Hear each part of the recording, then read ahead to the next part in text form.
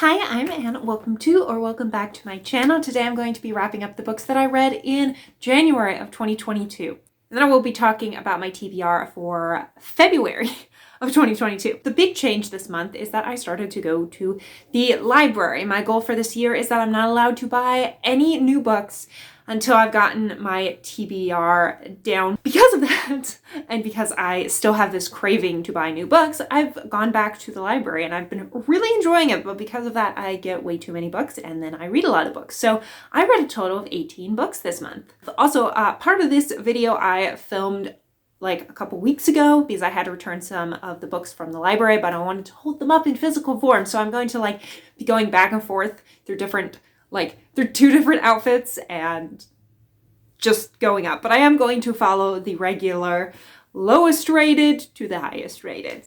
So the lowest rated library book this month was Love, Lies, and Spies by Cindy Anstey.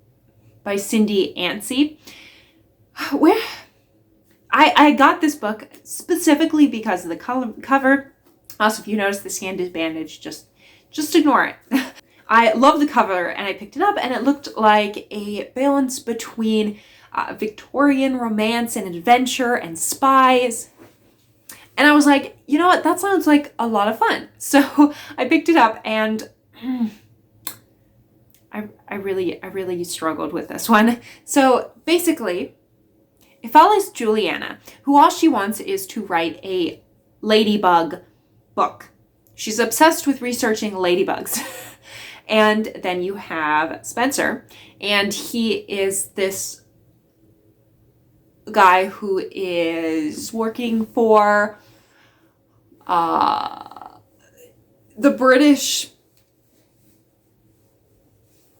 forces to find spies who are betraying Britain to the France. This is in the Regency era. So this would be right around the time of the Napoleonic Wars, like 1812 type period. Okay, here's my issue with this book. One is I feel like nothing happens for the entire book. Especially since there's glimpses of oh, will there be some fun adventure? No. Also, Juliana is the most annoying protagonist. She says she wants to be so independent. She wants to write this book and she doesn't want to be pushed into a marriage that she doesn't really want. And yet she meets Spencer and within 10 minutes is head over heels for him, looking everywhere for him and absolutely obsessed with him. And that's her entire character. Yeah, they have snippets of maybe twice throughout the book they mention her.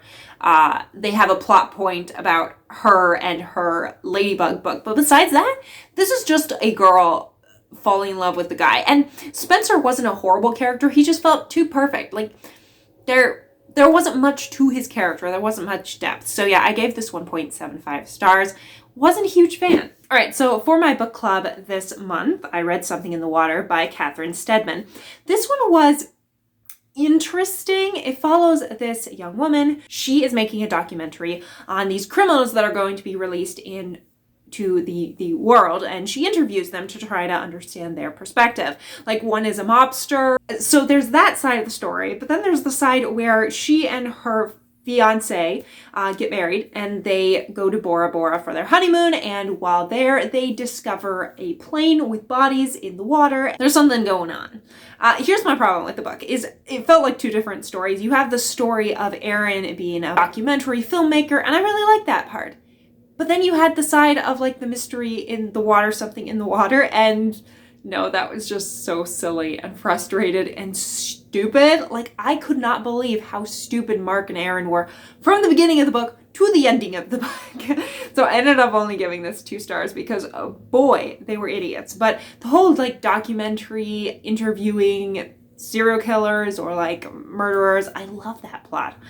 Next one is Bram Stoker's Dracula, Choose Your Own Adventure by Ryan Jacobson. I saw this in the kids section of the library, and I used to be a massive fan of Choose Your Own Adventure books because they had so many of them as kids versions, but I haven't been able to find as many for like adults. But I saw this at the library, and not only do I love Dracula, but I love choose your own adventure books. So I got this one, and me and my fiance actually did this together, and we were sorely disappointed. Here's the problem with this book, is there is really only one plot.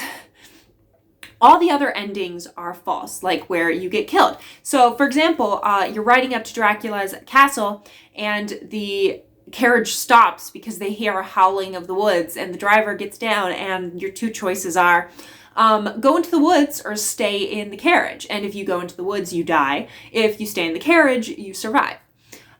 Okay, that's great and everything, but that is every single choice. Either you die or you progress a little bit. And my problem is a choose your own storybook should be where you can choose where you go. Like if you want to run away from Dracula, you shouldn't just be automatically killed.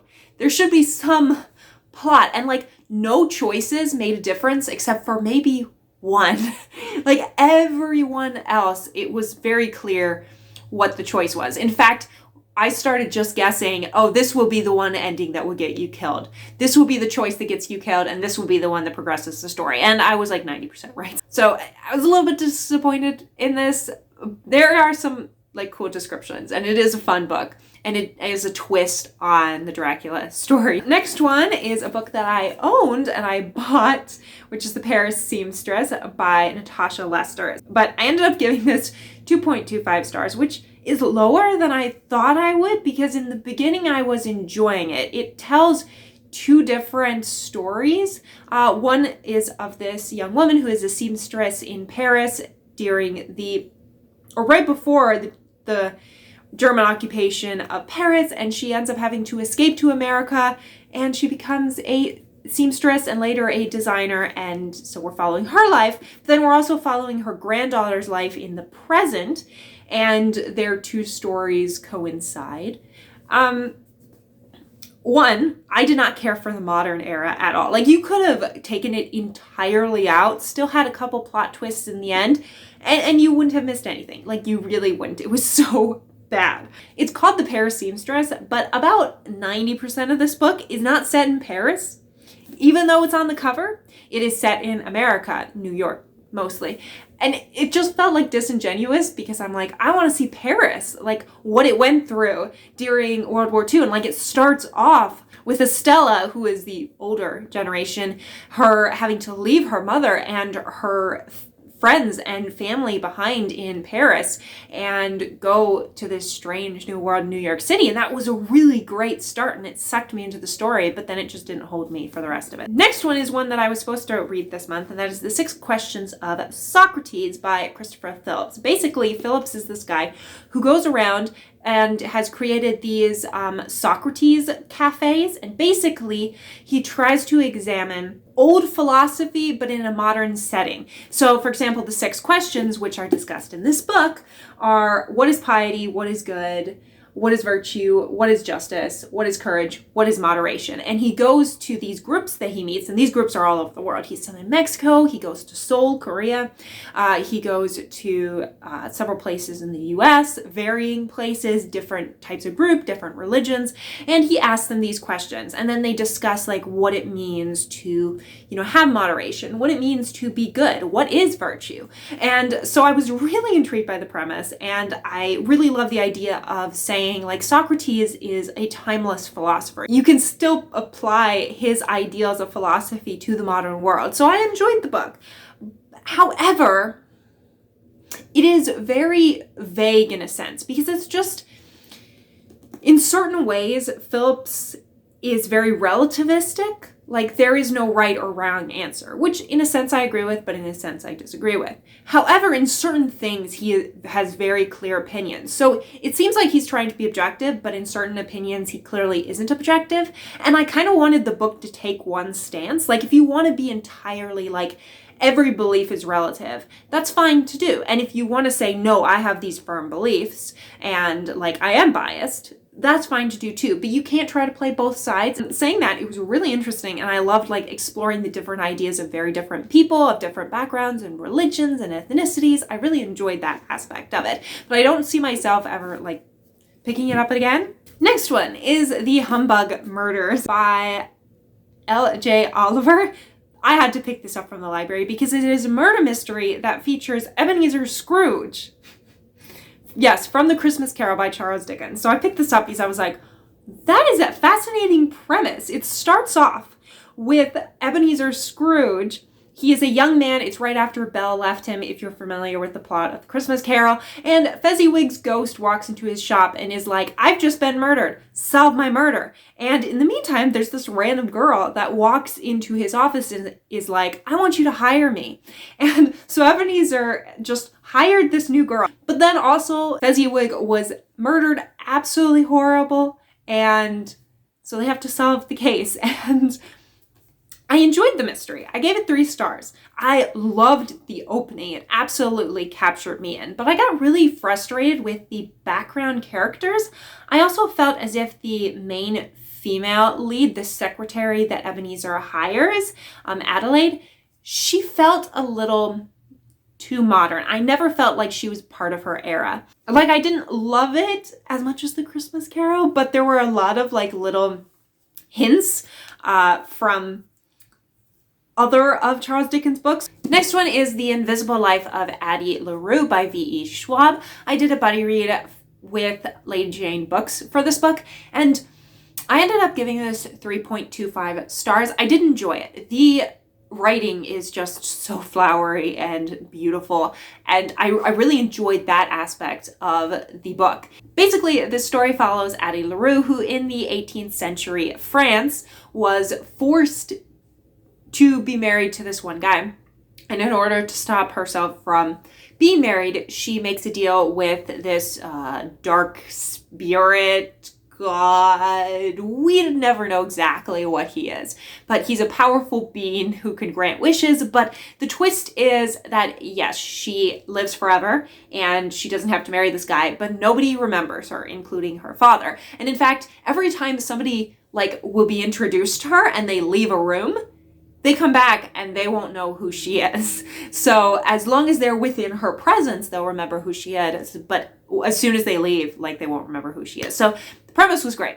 I won't go into a lot of the details with this one because Lady Jane and I did a whole long live stream for that. So I will link that in the description. So I enjoyed this book. But Henry, the main love interest, I could not stand him, so that's why I lowered this book, even though it is a beautifully written book, and the ending is surprisingly interesting. It went a route I did not expect it to. Next one is A Curse So Dark and Lonely by Bridget Kremmermeer. So this book is a retelling of Beauty and the Beast, and I'm an absolute sucker for Beauty and the Beast retellings. It follows this girl, Harper, from the modern era. She comes from Washington, D.C. She also has cerebral palsy, which I love that, it doesn't define her character. And the author specifically said, I wanted to make a character that has this disability, but isn't defined simply by her disability. And I just love that. So Harper, I enjoyed. And she's pulled into this new world by the bodyguard of this prince. And this prince, Ren, he is in this cycle where he has to find a girl to love him because he has been cursed by this evil witch that wants him for herself. He has to find this girl to fall in love with him, and if not, he, at the end of this season, he turns into a monster and has been killing a lot of his people. He's murdered all his family. And so it's kind of like Beauty and the Beast, but it is quite different. I was surprised to find out this was the beginning of a trilogy. Disappointed in that because I was hoping it was a standalone, but it's the beginning of 3, and I don't think I'm going to read anymore because even though I didn't enjoy this one, I gave it 3.25 stars, it was just way too slow for me. And it wasn't it was slow, this is flowery writing. Just not that much happens. It's strange to describe. They sit in an inn and play cards, or they do very benign things that don't really expand the plot. The ending 100 pages were amazing. But up till then, and this is almost a 500-page book, I think it's 496 pages. Up till then, not very much happens. And the last chapter or two, I kind of didn't like. I understood that she had to set it up for the next book, but I didn't like the twist at the end. All right, so going to the library, one of the things I love about the library is that they have big picture books, and this is World Architect, the Masterworks, and I gave this 3.5 stars. Basically, this is a book that looks at architecture around the world, and like looks at very pretty architecture, talks a little bit about that architecture. Let's face it, I got this mostly for the pictures because the pictures are gorgeous.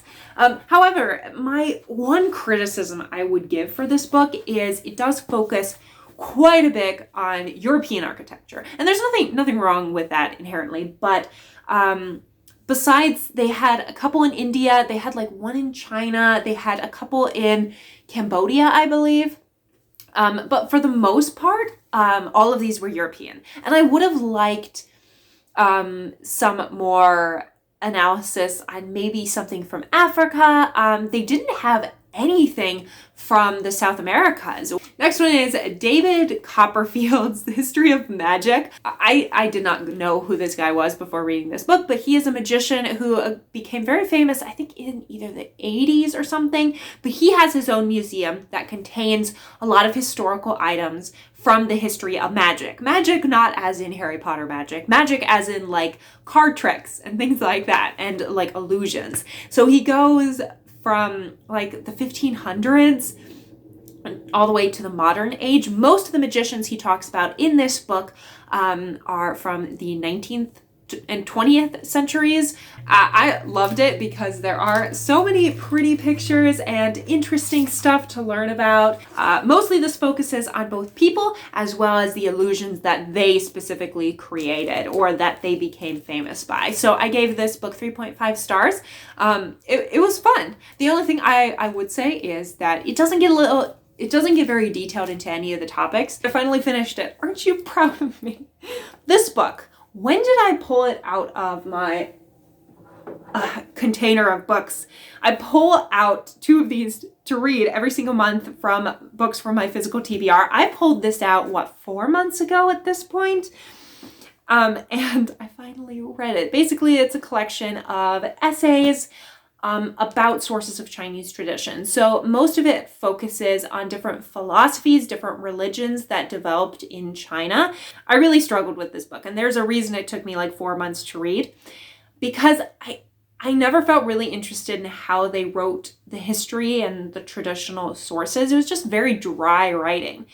And for like a school book, I expected it because this is basically a school book, but I wanted just to have better, like more, not necessarily entertaining writing, but less dry, more grabbing at you writing.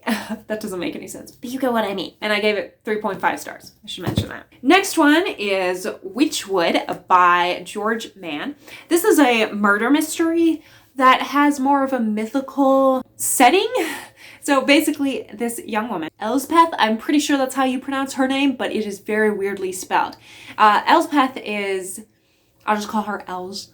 She broke up with her boyfriend, lost her job as a journalist, and so she returns to this tiny, cozy British town where her mother lives. And there are these weird ritualistic murders that she actually recognizes the way the victims are set out, because it looks like, from mythology, the arrangement of the Carian king and his cohorts. So in the Middle Ages, the Carian king was like half myth, half real, and he ran off into the forest and created kind of his own cult. I tried to Google to see if this is actually a real thing, but I couldn't really find, like, there does seem to be a Carian king in mythology, but I couldn't see if it was any at all similar to how it is presented in this book. But even so, like, I loved that focus on mythology mixed with like a serial killer murder mystery. So Els and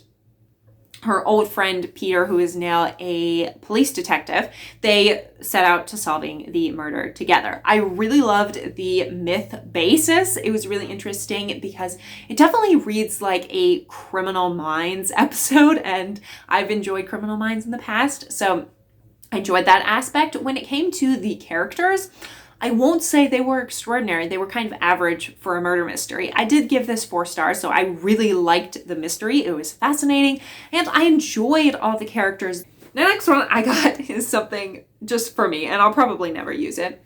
But that is The Tiny House Handbook by Charlie Wing. I have really been interested in watching videos and understanding how like the tiny house movement is growing and understanding how tiny houses are created. It's really fascinating to me, and someday I would love to own a tiny house, and my fiance and I are like, that would be really cool. However, there's a lot that goes into it. So I picked up this book from the library as something just to help me learn a little bit more in the process of construction. It won't stand up straight, I'm sorry. And I really enjoyed this book. It goes through like different types of layout, how you plan it, as well as what are some of the legalities of owning a tiny home, as well as like very detailed details into how to like shingle a tiny house roof. So it was a very cool book. I gave it 4.25 stars, even though right now I'm not in the position to buy or create a tiny house. I feel like this will be a great reference tool if I ever decide that, yes, I want to make a tiny house. House at the End of the Moor by Michelle Greep. This book, I picked it up because I was in the mood for a light romance, and this is like a Christian romance. I tend to only read clean romances, and I picked this up like with very low expectations. I was like, it looks interesting. It's about like this girl that is hiding a secret that lives on this moor, and then she finds this guy who is this convict that escaped from prison. He was accused of a crime he did not commit. That fits better. And so she takes him in, rescues him from the moor, and that's the beginning. And of course there's romance. I was surprised how little the romance was a focus of this book. I was expecting to go into it and have it be very like slow and on the like mostly taking place in the moor and them getting to know each other. But no, it is a fast-paced adventure. It takes mostly place in Bath. So not in the moors of England so much, which is a misnomer. Come on. But I love this book. I really enjoyed it. Like, it has its imperfections. It has those weird, like, random Christian moments that take you out of the narrative and are like, you just threw it in because, you know, it's Christian.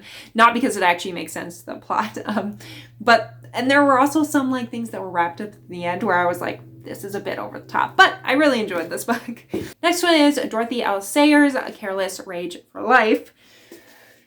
Let me just say, this book inspired me to write for my senior thesis for my senior dissertation in college a paper on Dorothy L. Sayers because I enjoyed this book so much. It's very dense. It talks about Dorothy L. Sayers' life, and I gave it 4.25 stars. These are all the books I'm reading that are specifically biographies on Dorothy L. Sayers.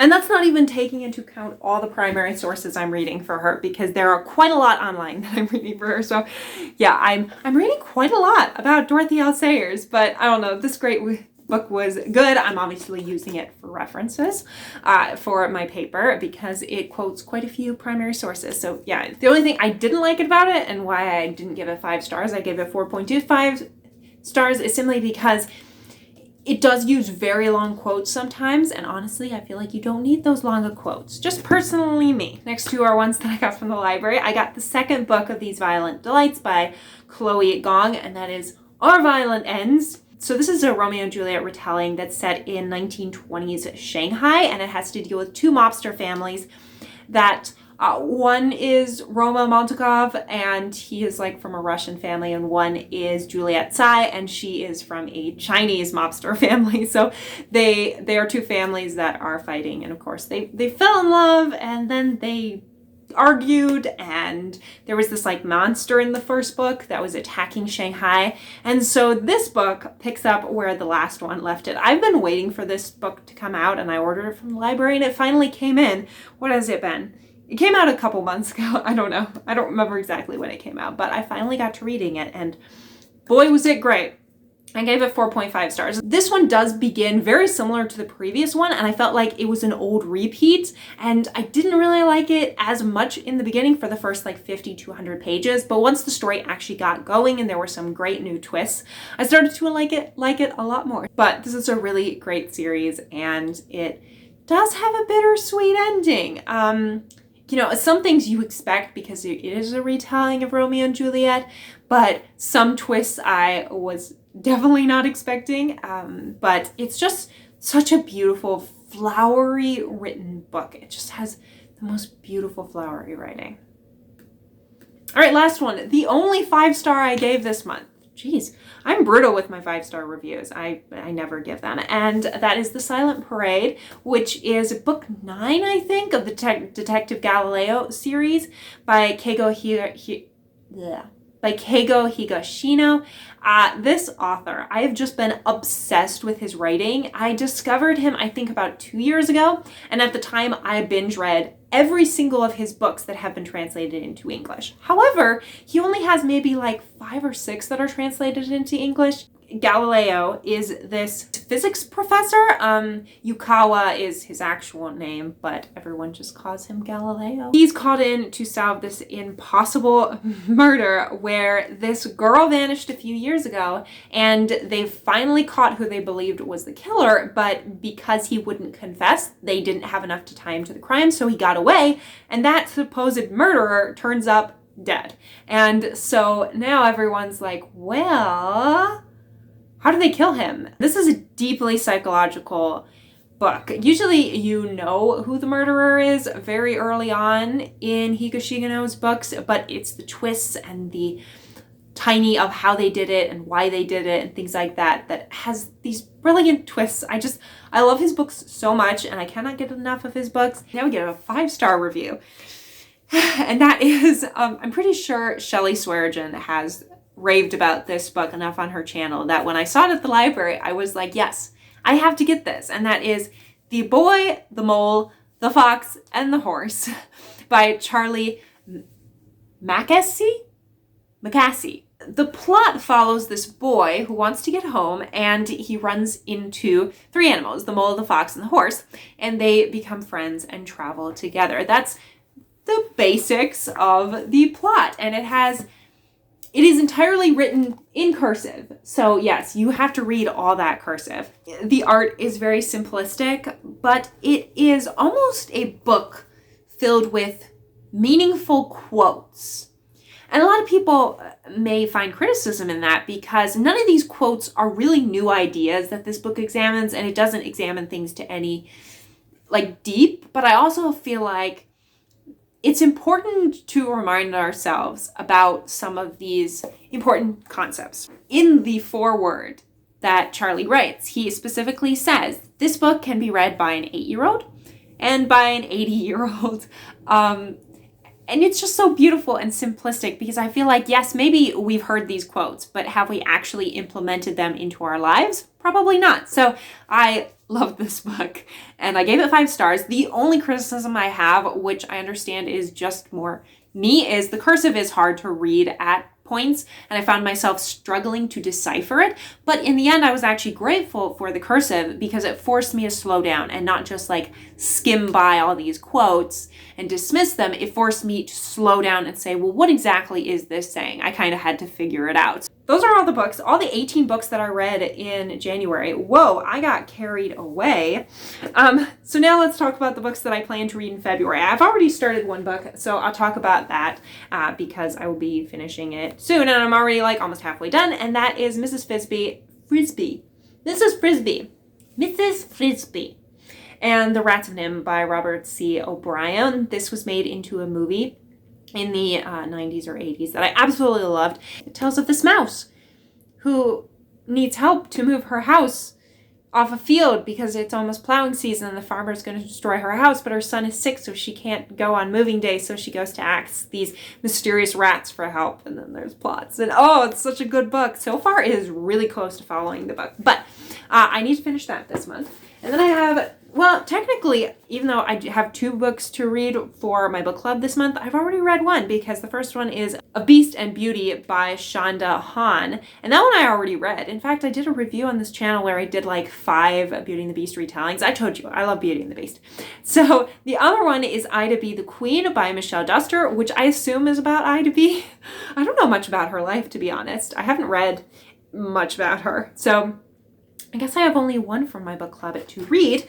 And then I also need to pull 2 out of here, which is terrifying because as of when you're watching this video, I will be getting married. And actually, I will already be married by the time this video comes out.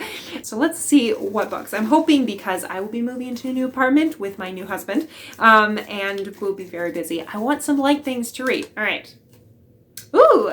All right, so the first one is Histories of Religion in Korea by Duk Wong Kim. I've had this book for years and I've yet to read it because it talks about religions in Korea. So it talks about more traditional religions like Confucianism, Buddhism, Taoism came over, I think, but then it also talks about more modern religions such as Christianity. So yeah, I'm not mad about that. All right, next one.